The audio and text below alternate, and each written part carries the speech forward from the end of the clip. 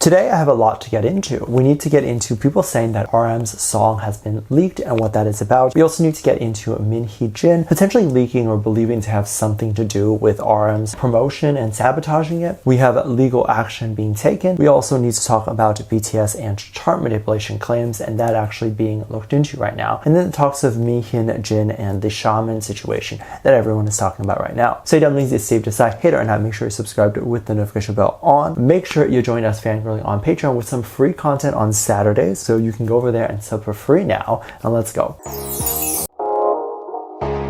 Chart manipulation is a very big thing in Korea, and it's very different here in the US. Although there are a lot of laws and rules put in place to prevent chart manipulation from happening, there seems to be a bigger emphasis on chart manipulation in Korea. Now, I think what people don't understand about chart manipulation is that even the things that we deem as fair and cool and fine are still considered chart manipulation. So I also want to destigmatize the name chart manipulation and say it's not a bad thing, and a lot of times a lot of artists don't even care about making it to the charts, but they'll participate in chart manipulation because they don't care, and I'll explain why. Now, if you're unaware, chart manipulation comes in many forms, as I said, and one of those forms is buying more than one copy of an album. So say that one album has a fan meet in it, but the only way to get that album is to buy 50 or 1,000 of them. That is considered chart manipulation, because what would be considered one album, one sale, and one person is now considered one album, 50 sales from one person, right? So now you're getting more sales than other people because your fans are buying 50 times more than what most people are buying, just so that they can get that meet and greet. This is a widespread thing in the US, and a lot of people still do it. It just doesn't count towards the charts anymore, because the charts companies have decided that if you participate in these types of chart manipulation,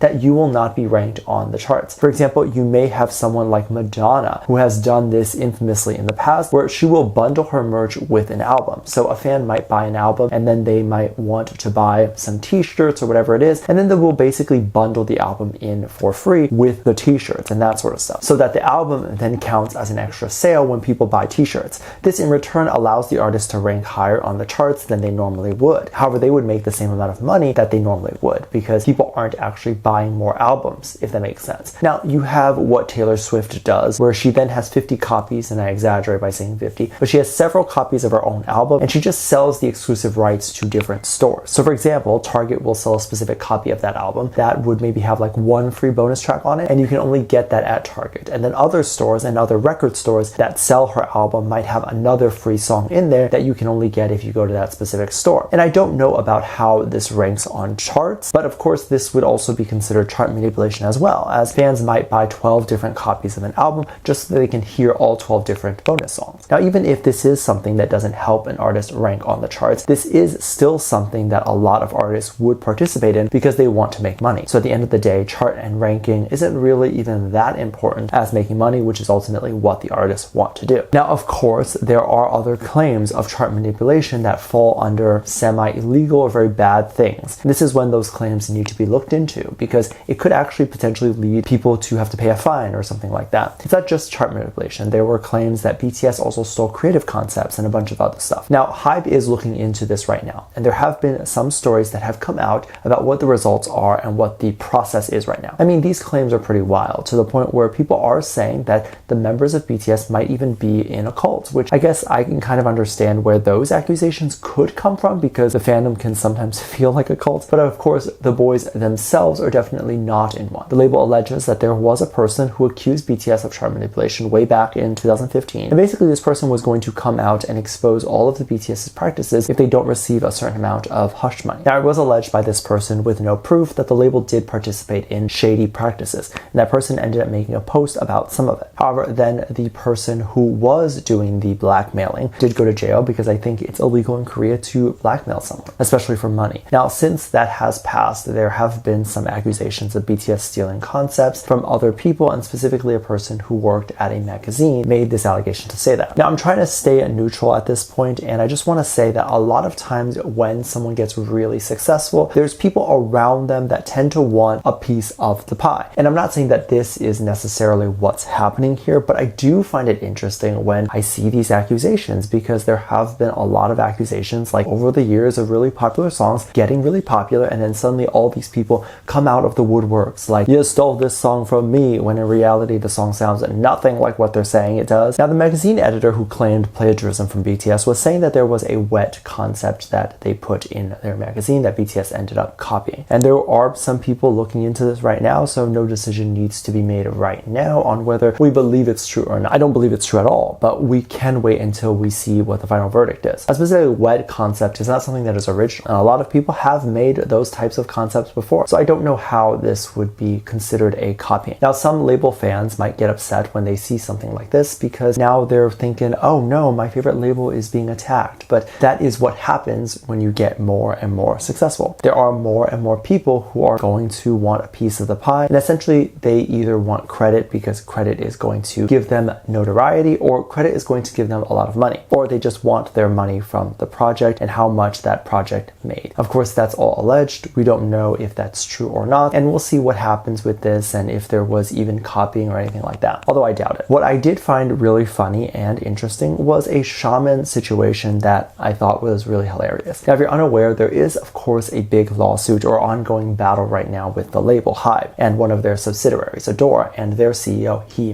Jin. There's a lot of stuff going on, but of course some of the stuff that is most interesting and well talked about is her relationship with a shaman. Now, you might have heard this going on and you're wondering why even something like this is being involved in a case like this. And it was initially alleged by HYBE that Hee Jin decided to ask a shaman for business advice and decided to take action on what to do with their business based on the advice that she would have gotten from a shaman. Now, there are people who probably would think that this is fine, right? Because you trust the shaman, you trust psychics, but there are a lot of people who don't believe in that stuff, and those people could include investors. So people would be reluctant to want to invest in a label or in a CEO that would decide to take their business advice from a shaman. However, Min Hee Jin has debunked a lot of the claims to say that the shaman was just her friend and someone she took emotional advice from, more so maybe just hoping that the shaman can give good news, and then that would result in her feeling better about her life and her decisions, rather than actually basing her decisions on what the shaman would suggest. I really feel like this is the best way to approach something like this, because if you're going to have a lot of things that are very tough and a lot of things that can cause you a lot of emotional distress, it might be good or feel good to have something to lean on, and that something be the universe sometimes, right? But of course, you shouldn't base any of your decisions on that, because a lot of psychics and a lot of shamans may not be accurate in what they're predicting, or they could be accurate, but the things in the universe change and shift. These things are not meant to be used in that sort of way. Now, a lot of people were really upset at her because there was a conversation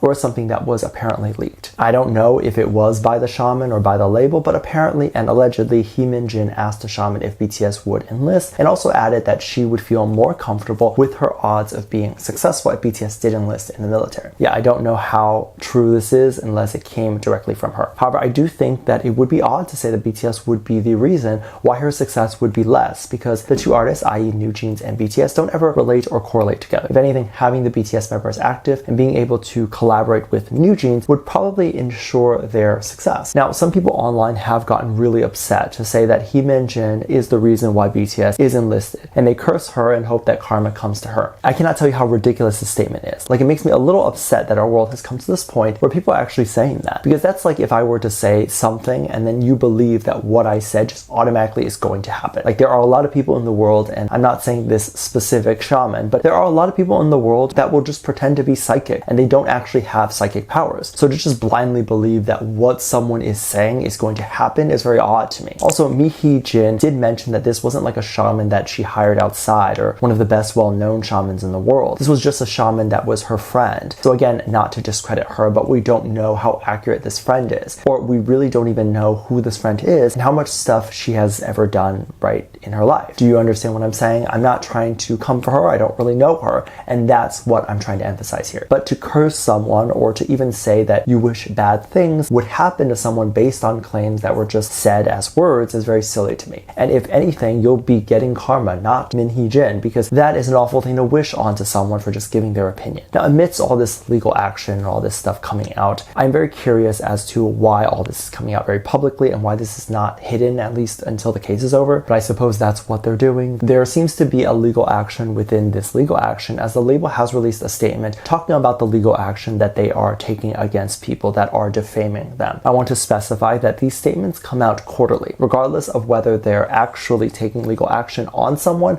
or not. They're just coming out quarterly to basically express that they are taking action against people, and that people online who are spreading malicious and terrible things should be reminded constantly that things could happen to them, and those things could be legal action. It doesn't necessarily mean that something is actually happening. I say this because every single time these reports come out, there is an uptick in hate comments of anyone who has ever reacted to BTS, or anyone who's ever mentioned BTS, to get a swarm of hate comments saying that the label is going to sue them. And that is such an interesting thing, because if you go into sort of the Western artist and you say things like, I'm going to report you and get the label to sue you, it's kind of a thing where the community there is going to be like, what are you even talking about? How are you going to reach the label? And also they're not going to do anything. But I think it's this idea that the labels in Korea have tried so hard to become accessible. The community feels like they have access to them, when in reality, none of us, and I mean not a single one of us, has access to a billionaire. And I'm glad that the label is becoming more and more of this entity where they're not addressing every single little concern that the community has, but they're just kind of moving on, and they're becoming this thing where they're not really going to address the criticism anymore, because a lot of the criticism doesn't make any sense. I totally see them making statements and talking about things that actually do matter. I mean, they address things where if they have taken your money and then they mess up or something didn't go as planned, they have made statements addressing that and apologizing and then fixing it. But they're not going to address and apologize for silly things where people are asking them to remove their CEO. And I say silly things because half the people that are tweeting this have no idea actually what the process is to remove anyone in a corporate office. It is just not as simple as just firing them. There's bureaucracies involved. There's huge politics involved. Now, if they do end up firing someone, they have to make sure that that person that they fired cannot come back and sue them. They have to make sure that there is no discrimination charges. There's nothing like that, because if there is, they could face a lawsuit bigger than their company. Now, speaking of the label, there has been some exciting stuff coming out, which are things that we can definitely look forward to and be very, very happy about. RM has recently announced that he will be releasing his album Right Place, Wrong Person, and of course this album could be about a person. This could also be about an experience, but people are just very excited to hear what some of these songs are about, and a lot of the stuff has been coming out, such as teasers and just a bunch of different things. Now, it was recently trending because a song or song title came out. People actually found out that RM apparently sang this song during one of Suga's concerts. So this was of course when he did his tour, and then I guess RM guest starred in one of the shows, and he apparently sang this song. The song is called Come Back to Me, and you can hear kind of the emotion that he was using to perform this song. It felt like he was almost in tears. People were very excited, and of course people were extremely jealous of every single person that was in that crowd, because obviously they got a teaser for a new song that came out, and they were obviously the first people to hear it. Now, this song is believed to be coming out May 10th, so we will actually not only hear the performance, but we'll actually hear the studio version of it, and anyone can watch the performance video. You just go on Twitter or wherever, and it's there. I'm sure at this point it has been posted on YouTube as well, but a lot of people couldn't believe there was this leak or this sort of breadcrumb that has come out, and people will be going back to a lot of old content now to see if there is any of that leak that has been out, and possibly any other songs that he has sang that maybe will be coming out within the following month or so. After all, the track list for the album hasn't really been out yet, and I don't think anyone knows all of the names of the songs that are going to be out. So I think there could be a chance that he has leaked some of those songs before. You might even be able to find the entire album, because you know that RM doesn't like to keep secrets. He likes to play his songs, he likes to sing it, he likes to perform it. So there's a good chance that the whole album has already been leaked. Judging by this one song, it's definitely a bit more of a sad song. And of course, even judging by that teaser where he's at the beach, it's giving off sad and nostalgic sort of vibe. So I'm wondering if that is the concept that he might be going for, a more youthful, looking back, coming of age sort of song. They definitely should have one of those songs in their discography for each of them to kind of look back at their life and see what they've done and reflect that. And I think those songs would be very meaningful. As their audience has grown up with them, I think they can look back at those songs fondly, as well as a lot of people have been following BTS for many, many years. Now, there's a lot of controversy with the album, and I think specifically the album release. So the first thing that was very controversial was that New Jeans apparently was going to release their album around the same time, so a lot lot of people were thinking that the label was going to do this to spite Min Hee Jin. Basically, a lot of the attention would probably go to RM and not so much the girls. However, the label have both talked about this situation, and this lawsuit was to be with each other, and it wasn't going to affect anyone else or any of the artists that are in the label. And we look at RM's success, and we probably think that he's got it made, but he would probably lose viewership as well if New Jeans was coming out, because I'm sure that some BTS fans are fans of New Jeans. I'm sure that there are some New Jeans fans that like BTS, but if New Jeans were to come out with music, they would probably listen to New Jeans first. However, this was also formally addressed, and they did talk about this to explain what was going on, to basically say that before the main label HYBE decided to release RM's music, there was a conversation about who would go first, and typically the labels act independent of each other. So what this means is that each subsidiary doesn't necessarily talk to each other before releasing something, but when something gets released, obviously they run it by the main label, and then the main label decides, oh, so there's two groups actually releasing around the same time, let's spread it out and let's not put it together. And this is something that doesn't affect a lot of Western artists, because a lot of Western artists and fans are just fans of the artist and not the label,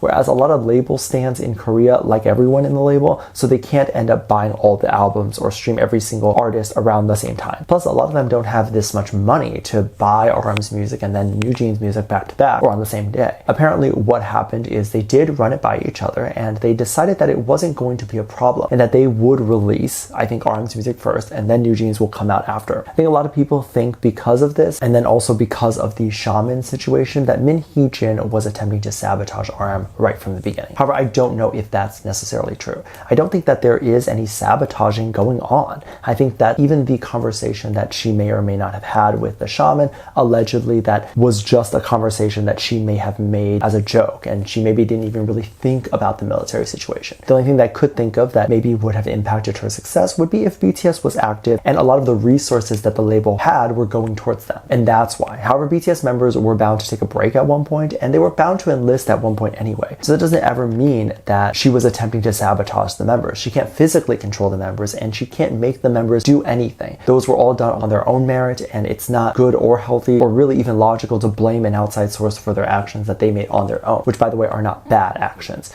A lot of the people thought that maybe as revenge, Min Hee Jin might have leaked either BTS's music or might have leaked the members' music in the past just to attempt to sabotage them. And this comes from a place that is completely groundless and baseless, because there is no evidence to suggest that she ever did that. Also, a lot of people don't understand how busy people are. When you're promoting and managing one group, you really don't have that much time to do other stuff unless the label sort of runs on their own. But if you're still in this infancy stage and this new stage, you still have to manage every single thing yourself, and the groups are working overtime to establish their name, and thus so is you, the producer. So to sit there and try to sabotage another group or other artists is a waste of that producer's time, because they could be using that time to better their own group. And I know it sounds like a better villain story to be like, oh, they're attempting to sabotage this group, or it could explain some of the horrible things that may have happened to BTS, but that's just not what would happen. And someone who would be that busy managing a very successful group does not have time to be sitting there and sabotaging another group. Oh, and of course, let's not forget that if she were to ever be caught sabotaging another group, her name would be so tarnished to the point where people wouldn't even want her group that she's working on to be associated with anything. Like no TV, no promotion, nothing. Let me know what you think. Make sure you check out Patreon for more videos. Link down below. Thanks for this lovely comment right here.